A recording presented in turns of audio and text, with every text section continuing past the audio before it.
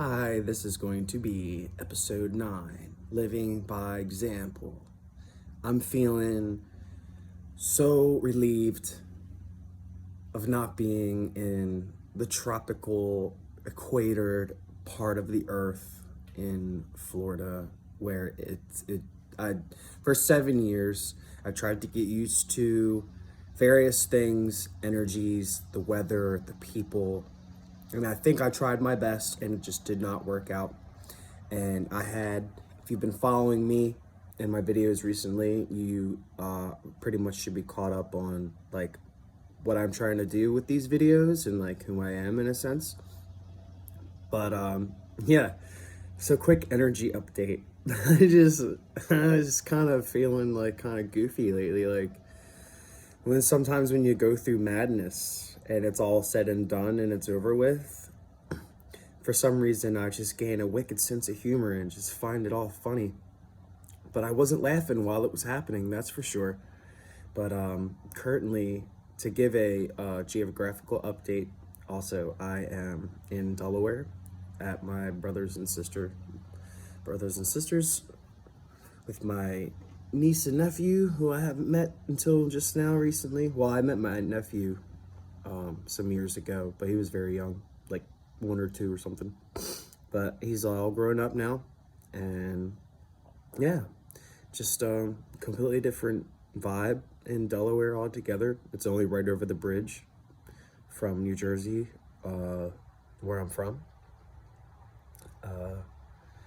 Yeah, I'm loving the difference in temperature. I mean, I'm wearing sweatpants. I haven't worn sweatpants in September since 2015. That's insane. I haven't seen snow since 2015. I haven't seen the changing of seasons in years, and I'm pretty sure I need that. Because being in Florida, where you just have summer for 10 months and fall for one and spring for the other, to me, that's not the way. That is not the way for me. Everyone has their likes and dislikes about certain things, especially about where you like to live and everything. I loved being near the beach and all that, and the tropicals with all the different kinds of animals and foliage and all that. It was very interesting, but for me to live and stay there, it's not for me, especially due to the chaotic energies that were going on. But anyway, so I've been here up north. I left Florida probably a few weeks ago now.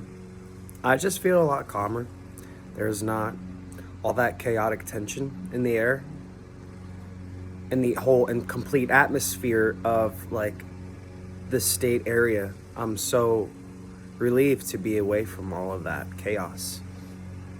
Maybe it was just that one part of Florida, but I will say I did travel around a good bit down there throughout the state, and unless you're in the middle of bumblefuck nowhere, there's always going to be some type of energy of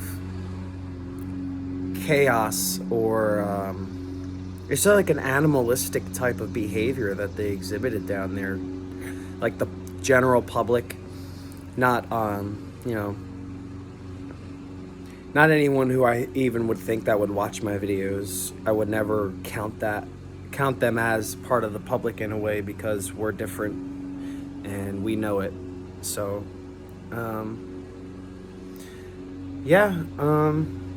not too much that I really had planned. I just felt like I should have made one of these, maybe a short and sweet one. So yeah, good energy updates. Plans. So today, I've gotten over the whole hanging out with brother and sister. These ones anyway. I have multiple brothers and sisters. So gonna go hang out with the other ones, spend some time with some other family, and try to rack up a few extra dollars to fund my expedition, which is only about a 6-hour trip up north. Essentially, I feel like, astrology-wise, a lot of the planets are retrograde. Uranus just went retrograde not too long ago. The day it went retrograde is the day I left Florida, coincidentally. So retrogrades are a time of looking in looking inward and separating the wheat from the chaff. Essentially, that means almost like doing a detox. But when planets want you to do a detox, it's an energy detox. Now, the energy is tied to something: a physical place, a mindset, a belief, emotions, thoughts, interests, dreams, hopes, goals, wishes, ego, relationships, work, family, finances, travel, philosophy, career, ambitions, hopes, and dreams. Pretty sure I said that, but I like saying that. And things that happen that cause self-undoing, like there's an energy that exists in this world that, think of all the like alcoholics and addicts of the world. There's an energy that constitutes that very force, and basically enables the manifestation of people who have an issue with letting go of something that gives them a different feeling than the sober feeling that we exist with.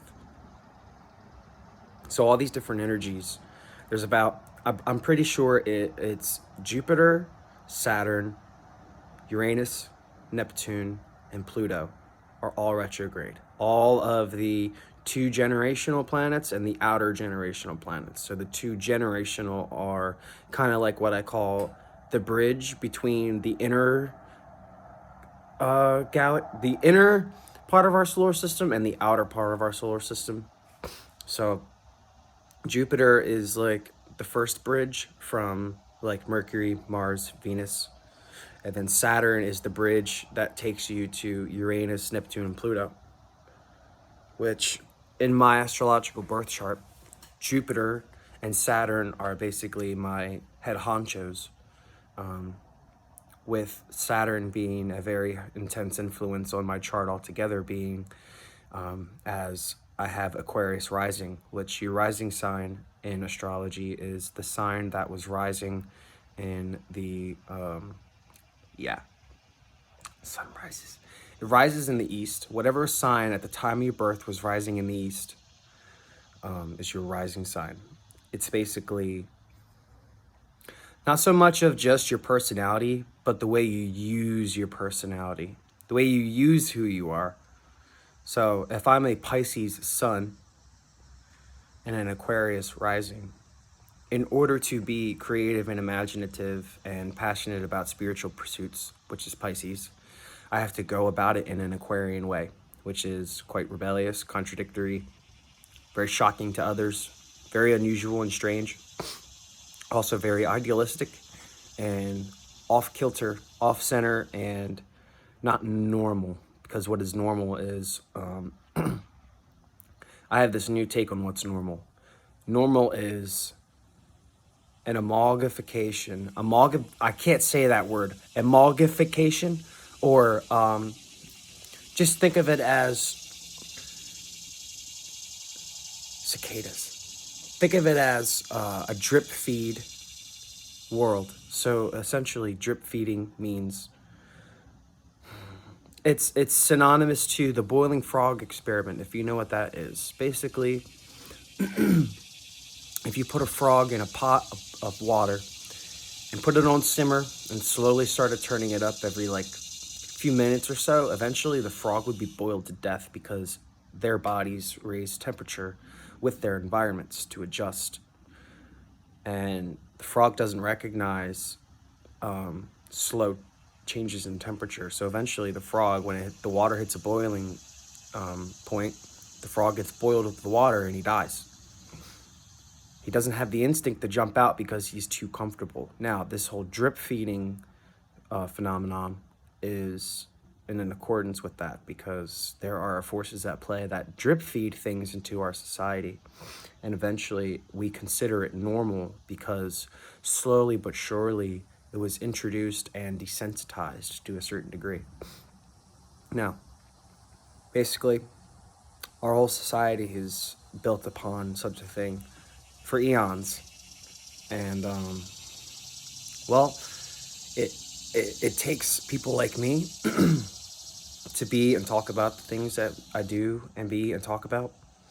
Because essentially, if you are one of me on this planet, not specifically, but inherently are supposed to be on the same type of mission, you're failing your mission if you refuse to rock the boat, if you refuse to upset by just being yourself. If you're like me and you know that you grow up feeling uncomfortable in your own skin because you knew you were different, way beyond what you think is different, and I'm not just talking different interests, I'm talking different every freaking thing you can imagine. On a deep soul level, where even when you were a child, you knew that you were inherently much different than the entire human species within itself. For the few of you that are out there like that, like me, on this similar mission, we will fail, like I said, fail our mission if we refuse to be nonconformists, like our basic natural resting mode is intended to be. Because we're so for peace and so for this and that of a higher integrity of energy, we sometimes don't realize that it takes kind of being viewed as a psychotic fucking nut job in order to shake up the disgusting, stagnant, age-old crap energy that's been keeping us in this bullshit box. We will fail if we refuse to break the box. And the only way to do that is to just be ourselves. I mean, we don't really have to try. Even though we're doing something here by just being here, we need to do more. Because from what I can see, and it's me too, trust me, it's me too, but we're not up to snuff. But we're about to be, I can sense it. We're all about to be up to snuff. Don't be afraid to go after the things that you really feel as if you truly desire it, regardless of social stigmas and the opinions of your friends and family. To me, friends and family are created. It wasn't something that was already there. That sounds inherently insane to some people, to my old friends and family, because they don't understand it. Because they're Earth, and we're not. And we came here to help them.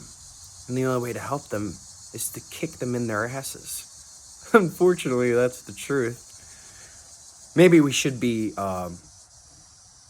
respectful about it. I'm going to respectfully kick your ass because you need it, because we care. It all comes from a place of care. Cool topic I kind of wanted to get into. Now, this will also become a potential magnet for others who aren't just on the same mission as me, but share the same soul background. So I have to be straight up and say that I may be good and positive inherently in my core in this lifetime, but I'm not the only one who can say that inherently I was some type of, I don't want to say like a dictator, some type of extreme ruler on some other planet in some other interdimensional place. And I'm not the only one. In fact, I've met one other, but he was nowhere near awoken or aware about a lot of the things as he probably should have been at the time. Still had some immaturities to work through.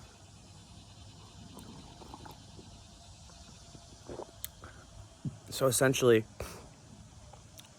the point of what I'm saying is most of the most potent people on Earth right now are those who have lived more lifetimes of fucking up than doing good. Now, the reason for that is I try to think of this intelligently. And intelligence inherently is intertwined with morals, but morals isn't inherently intertwined with good and bad, because those are objective, perceived notions from anyone who can be like, oh, my dad said I can't eat a shit ton of junk food. He's bad, he's negative, he's evil. Oh, no shit. But is it actually objectively detached view, way, morally looking at it as in, is he helping you actually? Or is he hindering you? Because if he's hindering you to help you, he's actually just helping you. So what one thinks is good is sometimes inherently good, or sorry, something that is inherently evil is not inherently evil to some, because the core root of it is that it comes from a place of care and help, and that sometimes being an authority figure or a force like that in someone's life can make you out to be some type of asshole, when that's not the case. The case is that you got to realize, to understand how to undo nasty things, you got to do nasty things. In order to move and displace and change evil things, you have had to commit those very same things yourself in order to fully understand it. Now, the whole term light worker to me is garbage shit, because don't just work in the light. If you're here to change the earth, you're here to work in the shadows and the light. You got to intermingle and oscillate and find your balance, and know that the most potent and intense people here doing their work, star seeds, whatever you want to call yourself, some of us who are actually the most potent are the ones who have the most karma and have spent lifetimes previously doing maybe very extreme, intense, horrible things that weren't inherently done on purpose just to do it, but because some of us knew that if we committed those things and came to Earth, we would be that much more prepared to take on this fake darkness, because there is a real darkness, the energy of the womb and the black comfort that we get, like we like to sleep in the dark. When we're in the dark, we are tired and like to rest. It is a time of rest. The shadows are a time of rest. The light is at the time of play. There is a perverted, inverted version of the light and the dark. And it's that the dark is negative and evil, and that the light is just all powerful and good. No freaking way. No way, because I have encountered some positive people who were leading me down a very destructive path. I have met some of the most darkest, depressing seeming, somber people of my life who have actually been the most realist and down to earth. It's because we have what is called gradients. And when I say we, I mean the people who exemplify what I shall call Saturnian traits and Jupiterian traits. The Saturnian, just imagine somber, melancholy, depression. And Jupiter, imagine buoyancy, optimism, and forthrightness, maybe being more extroverted in comparison to Saturnian qualities of introversion. Dang it, I lost my point. But anyway, to say that the light is all good, the dark is all bad, is a load of crap. Essentially, there's more to life than what meets the eye through the eyes of a human being. You have to be willing to detach yourself from what you think is normal in a human way.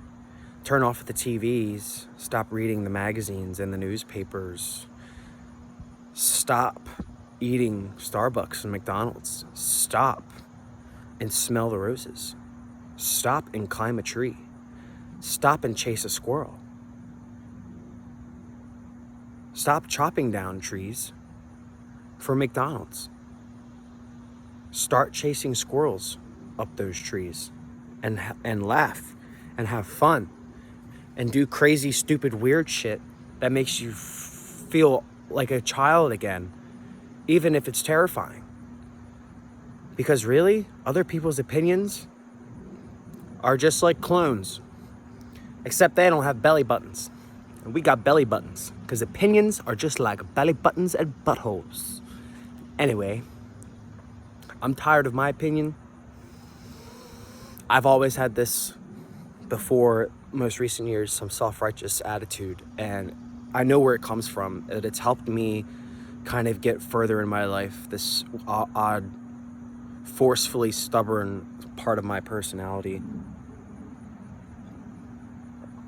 But anyway, I tried to say I'd keep this short and sweet, but I felt like I had something important to say about the whole being a light worker, but actually being a dualistic worker that finds singularity and oscillation of balance between understanding your own darkness and your own light, and finding the gradients levels. Do you know what a gradient is? Like a gradient, just Google gradient or gradients. It's like when you have, let's say, on a rectangle, there are two colors. On the left is blue, on the right is green. And throughout the center parts, between like not even a quarter of the way to 3/4 of the way of the rectangle, you see a blending between the blue and the green. The gradients is in between until you reach the ends where it's just blue and green. It's the same with polarity of light and dark. It's on a infinite scale of gradients. There's no end. You can keep being one way, you can keep being the other, but inherently you still have one or the other on that part of the scale.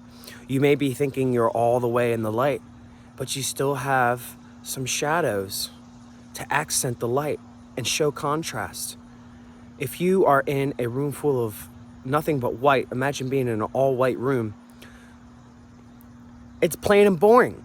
You need dark accents to make it look fun and give it interesting visual appeal. Just think about that. Or an all-black room. It would need highlights of white or something light colored to give it some accent. That's always been one of my biggest struggles, is trying to define what is right and wrong, when really it's subjective and it changes. Everything is always in a perpetual state of change, and we must keep up with ourselves. And we must keep up with the ever-changing tides of evolution that is inevitable. So I'm going to leave it there.